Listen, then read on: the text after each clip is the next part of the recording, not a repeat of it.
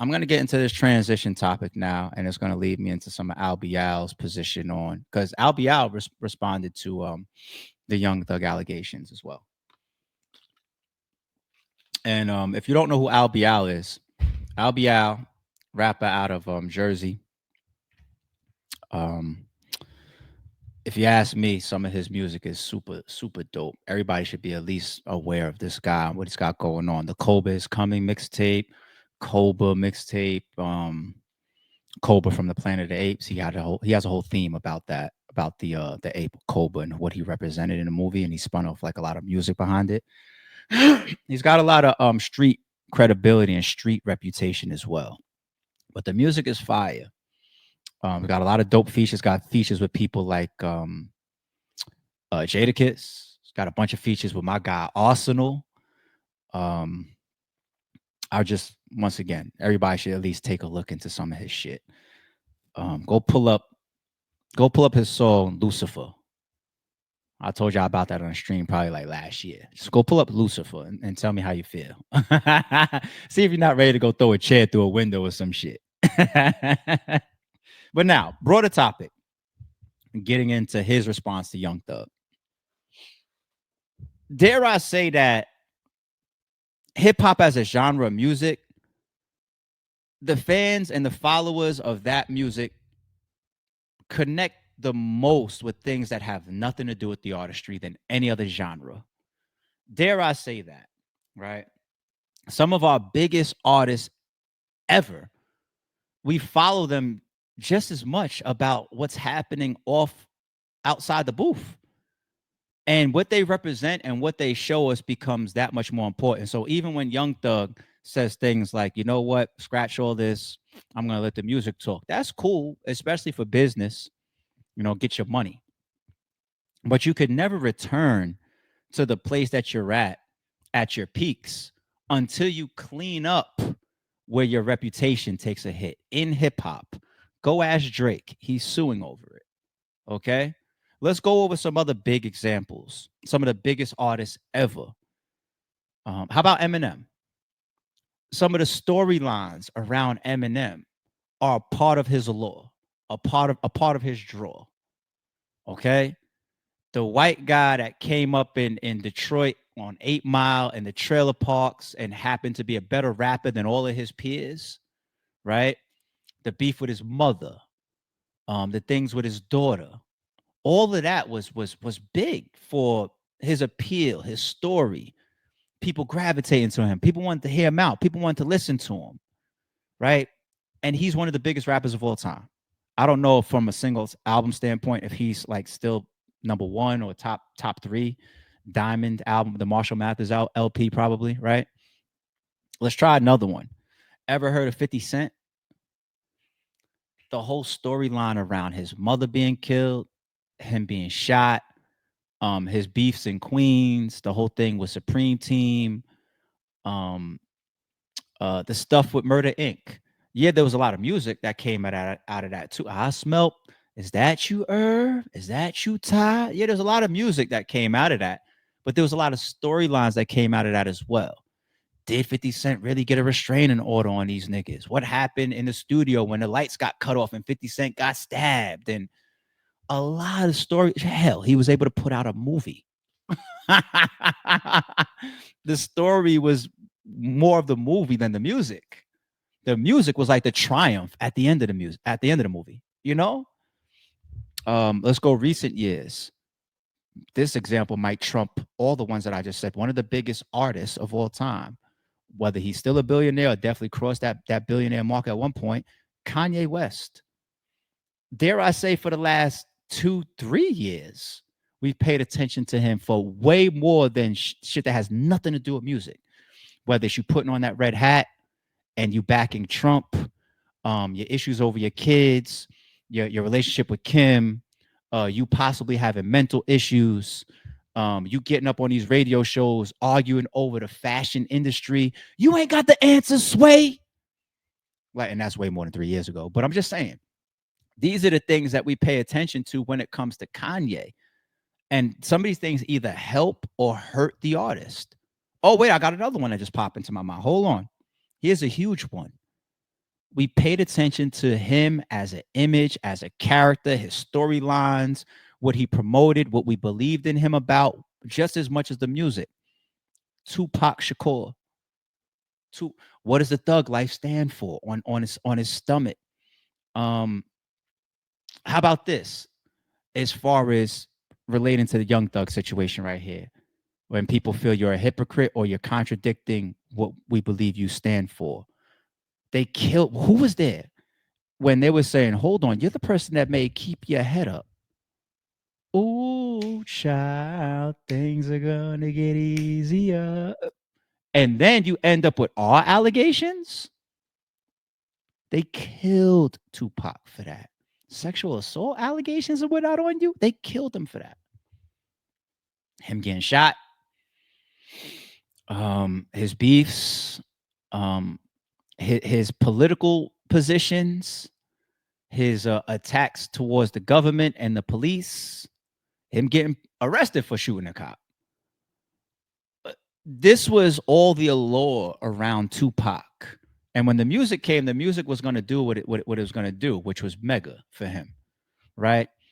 But the moment you find out Tupac is not a thug, he's not a gangster, he's not willing to go run up and start kicking on somebody in the casino. The moment you find that out, his music feels different.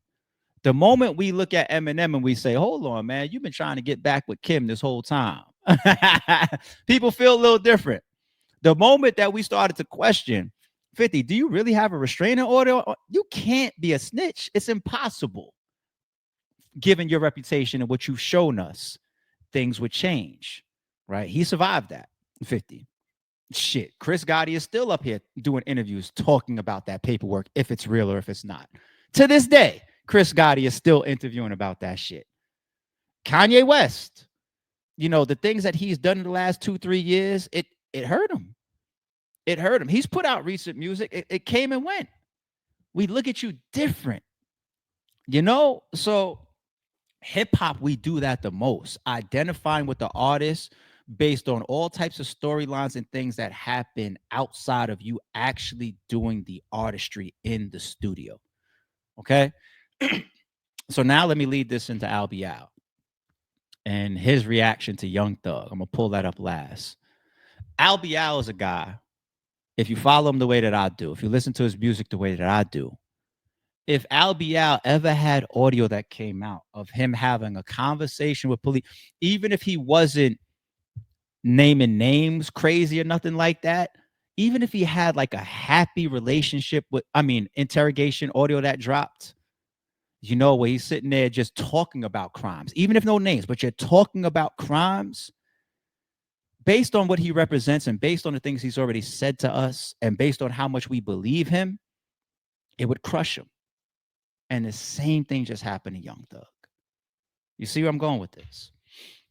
All right, so I pulled this up the other day. Let's pull it up again. Albee talking about what you do as far as speaking with authorities if an alleged crime or a shooting, for example, takes place, as far as cooperation or even talking to police or authorities. Shooting somebody who broke in your house and the cops show up, this dude dead as shit, and I tell the cops he was breaking in my house, I shot him. That's snitching? It's cooperating, bro. So how do you handle a situation like that, though? What you mean? A street, like how does a street handle a situation where breaking in your crib, you boom them, I'm gonna tell you call right the now, cops? that's how real I am. You let the lawyer handle it. Don't say shit. Don't say shit. That's how you handle it. What you mean? Ain't nothing else to talk about. It's like, I bet. They asking you, nah, hold on. What you mean? You asking me these questions? Let me call my lawyer. Your lawyer gonna know how to handle that situation. My client don't want to talk. Such it's a man dead on my floor.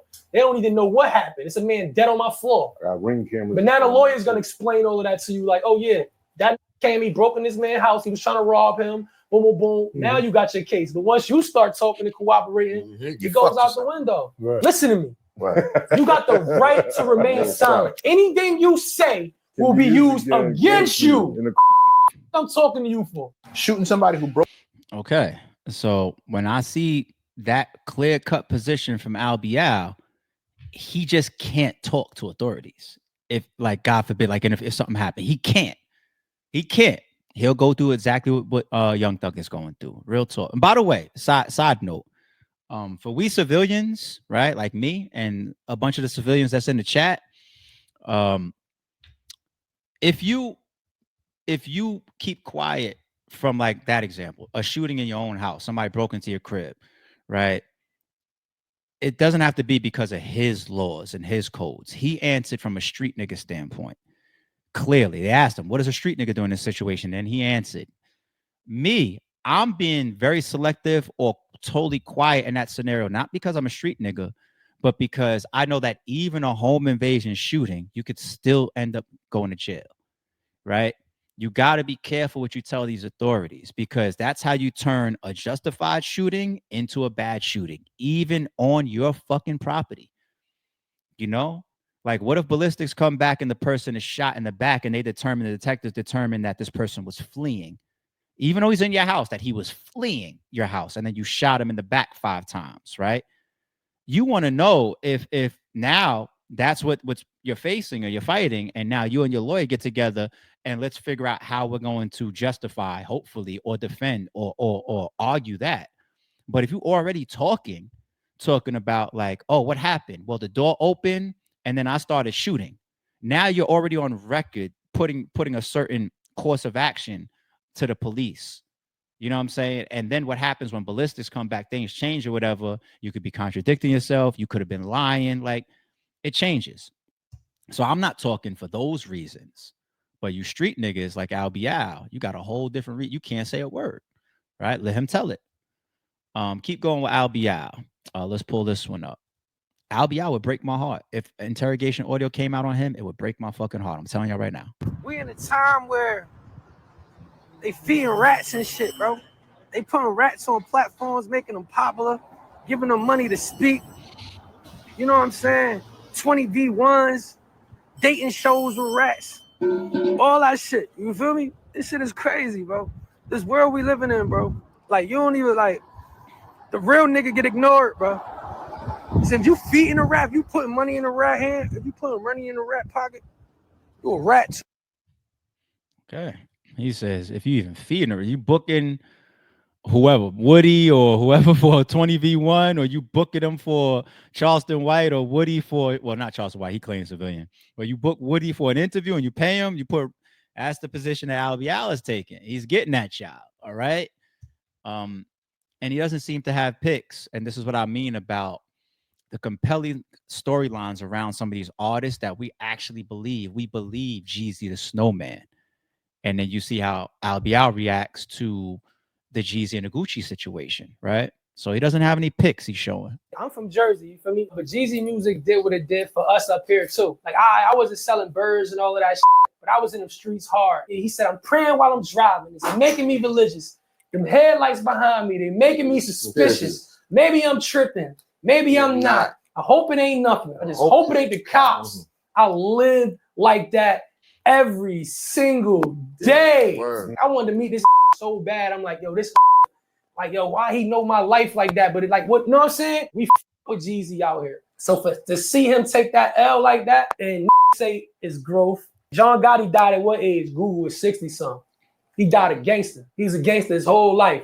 Jeezy's portraying he's a gangster. You gotta be a gangster your whole life. Now you can grow and you can mature and move different. I respect that. But you never tolerate disrespect as a man. Don't do nothing foolish, but put him in his place. Check him. Say something. I'm from Jersey, you feel me? But Jeezy music did what it did for us up here. So he's talking about Gucci Mane doing what he did to Jeezy's face about his dead homie. Yo, I'm not laughing at the deceased situation. I'm laughing at, it's like, yo, was Gucci brash as shit in that moment? Now, we're not talking about snitching. We're just talking about a gangster standing on gangster shit because you're a gangster, right? And as he says, you can mature, but check him. Like you in my face rapping about my dead homie. Yeah, I don't know. Jeezy said that he even spoke to Gucci before that, and they all agreed. Gucci said that on stage. We agreed, I'm going to do this song, right? Jeezy, I guess, agreed to that, like, because it's a bigger thing that he's looking to do, the verses for the city and all that. I don't know. Do you think that that's something a gangster like Jeezy should have never allowed, with at least confronting it to some extent? I don't know. I don't know. I think that's a little tricky one. But a gangster, a proclaimed street nigga like Albee takes a clear cut thing on that. Like, yo, I grew up listening to you a certain way, believing in you a certain way. This is a letdown, let alone if somebody snitches. Now let's get to his reaction to Young Thug. So he's got to keep the same energy, right? It's God, man. It's 7 a.m. We are the wrong people to hang around. Yeah. Like my brother. I'm never going home. Nah. Yeah, I'm never going home. Hey yo, all that goofy stuff that's going on the internet, right? I see people mocking it and making fun of it. You feel me? Ain't nothing fun about it, bro. It's sad, bro. It's heartbreaking. You know what I'm saying? Like y'all making fun of it, making it jokes. You feel me? And it's like everybody that's joking about it. Not saying like y'all people, but the ones that's like got platforms that's joking about it. Them are people that told already, or they will tell. It's my opinion on it. My greatest opinion on it. You feel me? And if boy, it ain't no if. Boy did what he did, right?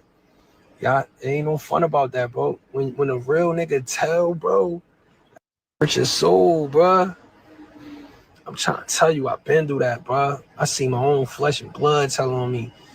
I seen a nigga I looked up to, like, tell on me. There was nothing cool about that. It was nothing to be like, yo, da-da-da-da. That hurt. Yo, I got my paperwork when I was locked up. Niggas that was telling on me, as soon as I got my paperwork, I'm reading the names and I'm reading what they saying to me. Bro, I'm on the toilet, first name, like shit, my nerves, my body just start shutting down. And you heard? Like, you heard? I'll never forget it, bro. And we was locked in. We was 21 and 3. Supermax. We came out for 3 hours. Like now I'm on the toilet, like literally reading my paperwork, and more people just telling on me. Ain't nothing cool about no real nigga tell it, bro. Ain't nothing to be laughing about. That's next level shit. That ain't nothing to be playing with, bro. That ain't nothing to be like, yo, da-da-da-da. You feel me? That ain't nothing to be playing with, bro. Man, whoever, right? Ain't even just, it's like, yeah, of course, but all them niggas, like, you know what I'm saying? It's just like, you do, like, that shit heartbreaking. Anybody that thought or idolized or looked up to him and there was on some real thing, it get dark like that. It's my opinion. So he kept consistent. You know, he said, boy did what he did, you know, but it's heartbreaking when you find out that a real nigga dropped cold. I'm just saying, you guys, if you uphold that lifestyle and if you uphold those codes, you can't gray it. You can't make excuses for it. I don't want to see certain people around you coming out say, "Oh no, we were supposed to go in there and say, Wayne, I couldn't understand that." Like he said, "What?" I when I see the yellow example, for example, when he's just like, "No, it's okay to say this because the whole world already knows." I'm just like, "What?" Like it's just it's supposed to. If we look at these now, idolizing them, like he gave the example of, and even in the last video with Jeezy, he's like, we grow up listening to you and believing in you, and then we hear this or we see this, and it's just like, damn, right? I don't idolize none of these motherfuckers. I idolize one person my entire life, and that's my mother. That's it. Okay. I believe in a lot of these guys. I respect a lot of these guys.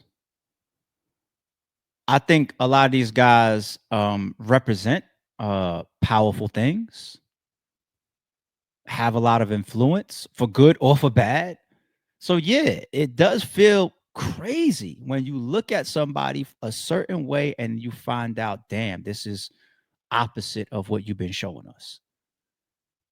I'm just painting the picture once again about how much in hip hop your character, your believability, your reputation, your image, and your storylines is tied to your music, and the aftermath of when what you show us and what we believe about you comes out in any form to be opposite. This ain't no Young Thug attack. This is people literally reacting from being shocked. All right.